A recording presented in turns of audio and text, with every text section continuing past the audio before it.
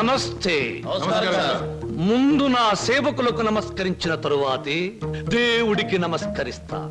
మీ పనులు మీరు చేసుకోండి.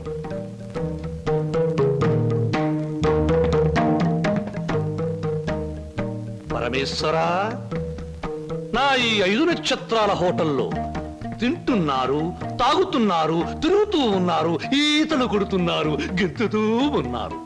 ఇది నా తప్పు కాదు.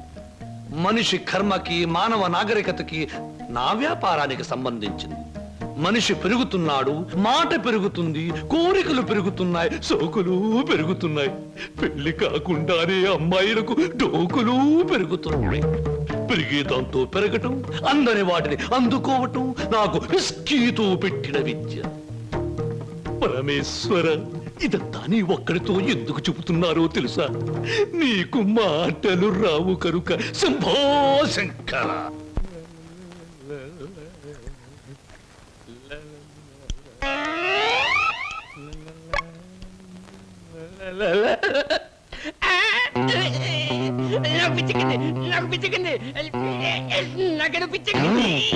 Good morning sir.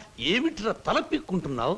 పేలుగాని పట్టాయా లేక దేంగని పట్టి? లేదు సార్, గ్లాస్ లో పోసిన విస్కీ మాయమైపోతుంది సార్. ఏదైనా మందు పిచ్చి పట్టిన దయ్యం ఎవరికీ కనిపించకుండా రహస్యంగా తాగేస్తున్నామోనని నాకు అనుమానంగా ఉంది సార్. దెయ్యం మందు నువ్వే తాగేస్తున్నావేమో. అయ్యో బాబోయ్, నేను తాగలేదు సార్. మా అమ్మాయి తోటి మా నాన్న మీద. ఆగు ఆగు ఆగు, నా కళ్ళ ముందు పుయ్ చూస్తా.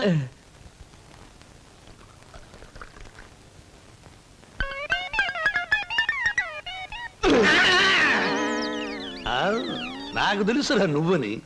ఒరే, నీకు నెల నెలా జీతం ఇస్తున్నాను, సుందరాంగుల్ని తీసుకొచ్చినందుకు సుంకం ఇస్తున్నాను, అబద్ధాలు ఆడినందుకు కమిషన్ ఇస్తున్నాను. ఇంత చేసినా నువ్వు బారు మీద పడి పీపాలు తాగడం న్యాయమట్రా? నేను దాటలేదండి. ఆ భ్రాంతియే నన్ను రారా నాన్న నన్ను తాగు అంటుంది, తాగుతున్నాను. ఒరే నిశాచరా, ఏం సమాచారా? పురుగుల మందు పిలుస్తోంది, ఎండ్రిని పిలుస్తోంది, ఎలకల మందు పిలుస్తోంది, గేదె కుడితే పిలుస్తోంది. తాగతావా? ఇక నేను భరించలేను. అన్నమ్మా, నువ్వు మేచినా ఎంత బాధపడి ఉండేవాడిని కాదు. మీ సొమ్ము తిని బతుకుతున్నానా? మీ బ్రాండ్ దాగి బతుకుతున్నానా?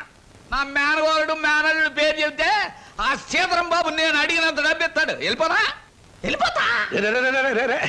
ఊరికేరా, నువ్వు విడిపోతే నాకు ఉపశాంతి ఎలా ఉంటుంది? కాకపోతే నాకు ఉపశాంతి లేదే. శంభో శంకర. ఒరే నిశాచరా, ఏమి సమాచారం? నీ ఇష్టం వచ్చినంత తాగుతూ ఉండరా. మహాప్రసాద్